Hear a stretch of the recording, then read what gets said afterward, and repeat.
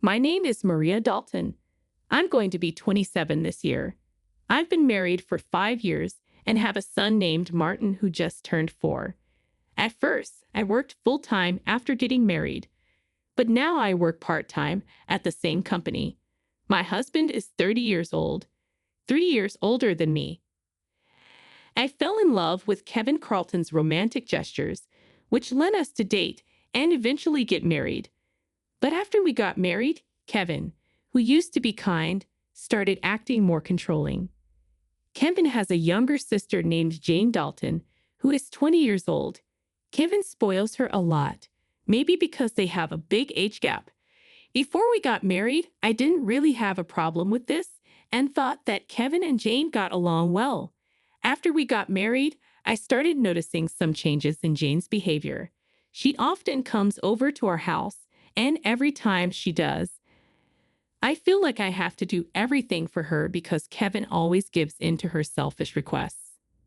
Jane shows up at our place without warning, whether it's morning or night. And when she does, she never brings any gifts or shows any appreciation. She acts like I don't even exist, only talking to Kevin, saying stuff like, "Hey, brother, I'm here again." Then Kevin, seeing that there's only enough dinner for 3 people, asks Jane if she wants to eat. Naturally, I didn't plan to cook for her. When I try to tell Kevin quietly that I didn't make dinner for Jane, he just brushes it off and tells me to deal with it because his sister is here.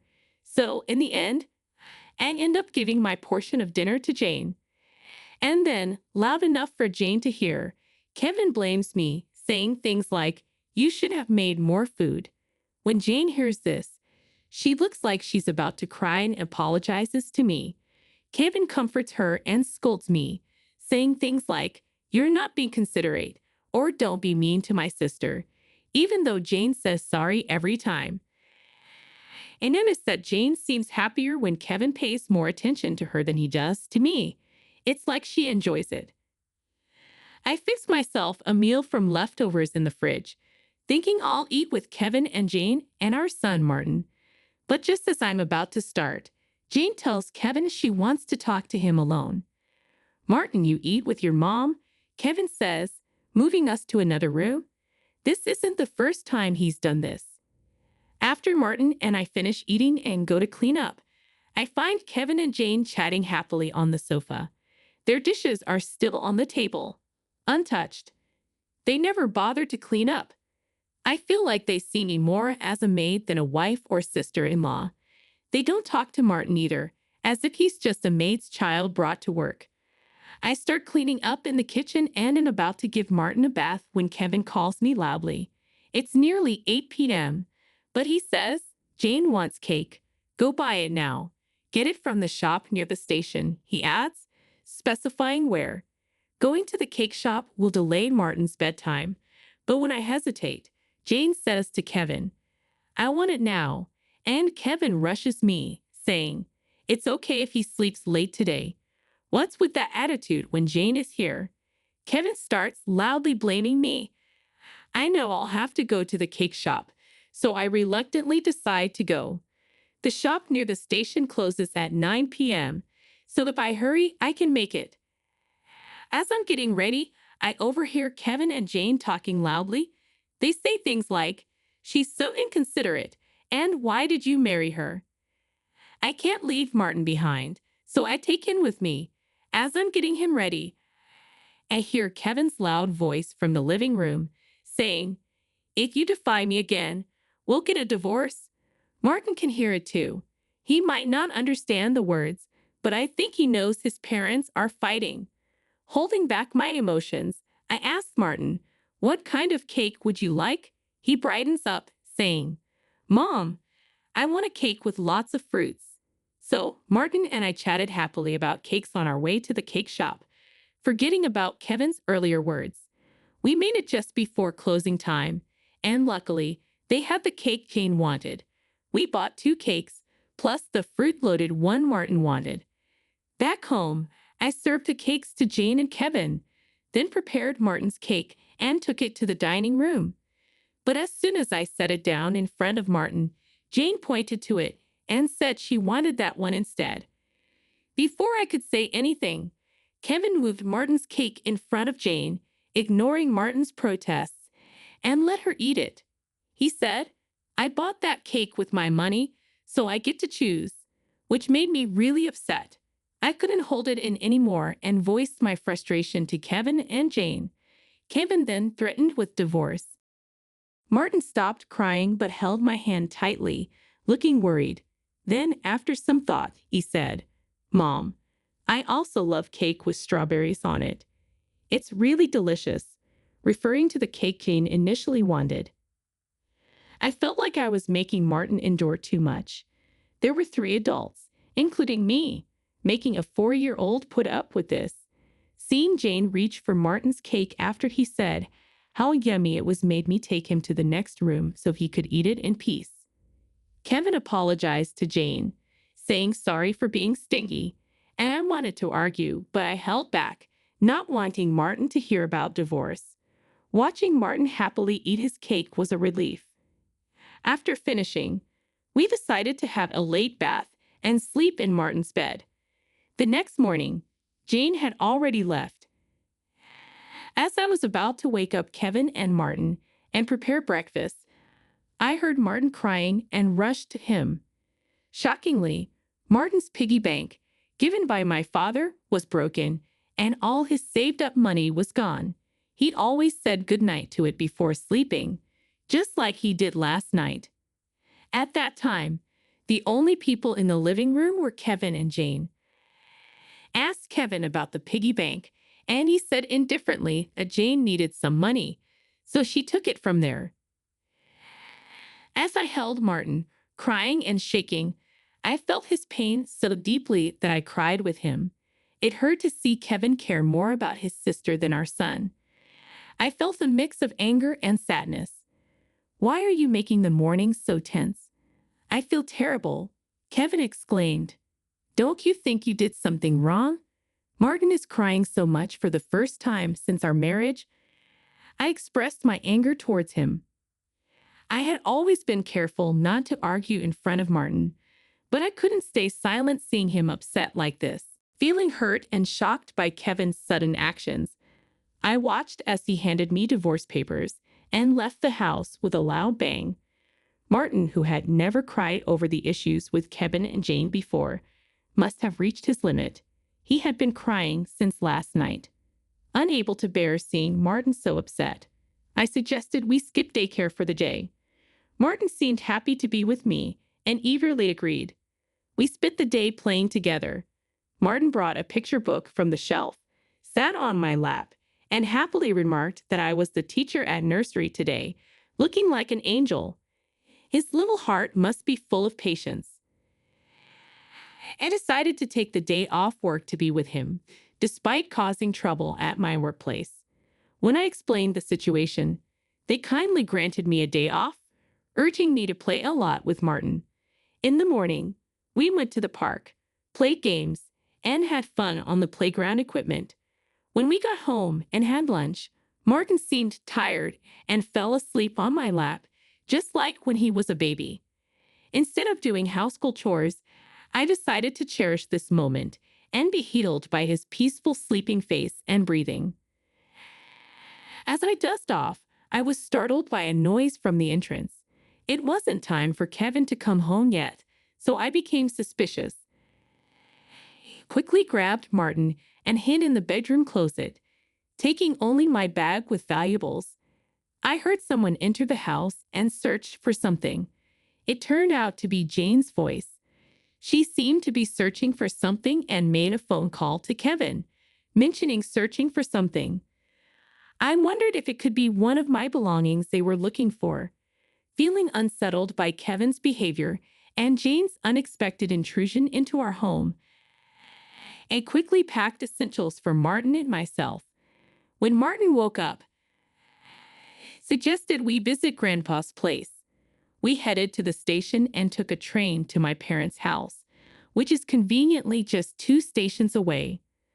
Arriving unannounced, my parents welcomed us warmly, sensing something was wrong just by looking at my face.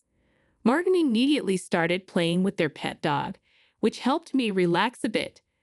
I recounted everything that happened with Kevin and Jane, explaining that I felt scared to stay at our house. My mother speculated that Jane might have been looking for my belongings, possibly my cash cards. It reminded me of my situation. I'm still the CEO of a successful online shop for handmade goods, but Kevin doesn't know. He thinks I've stepped down and only receive help from the company. I've kept this from Kevin because he's bad with money and only gives me a small amount for food expenses each month. He once suggested I quit my job and become a full-time housewife, but I refused. Eventually, he agreed to let me work part-time, but made me sign a post-marital property waiver to prevent me from considering divorce. Since Martin was born, I've struggled financially, using my savings for his nursery fees and clothes. I've never asked Kevin for more money beyond our agreed food budget. It seems like Jane and Kevin might be desperate for money, especially if they're searching for my cash cards.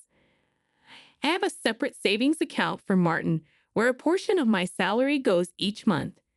But it's clear they won't find anything because I always carry my valuables with me. To be safe, my father suggested keeping my valuables at their house in their safe. It's concerning that Jane might have access to our house even when we're not there, and Kevin might be allowing it. Martin came to my father crying, explaining that his piggy bank was broken and he couldn't keep his promise to save up. My father became angry and decided to call Kevin.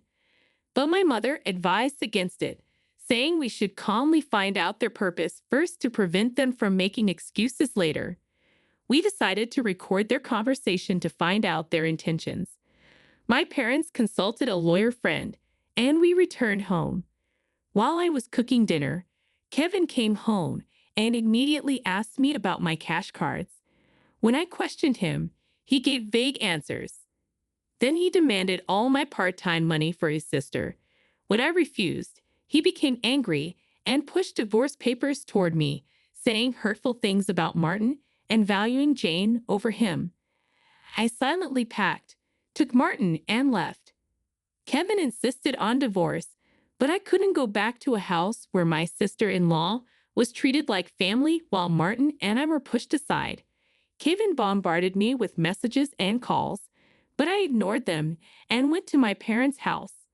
I played them the recording and showed them the divorce papers.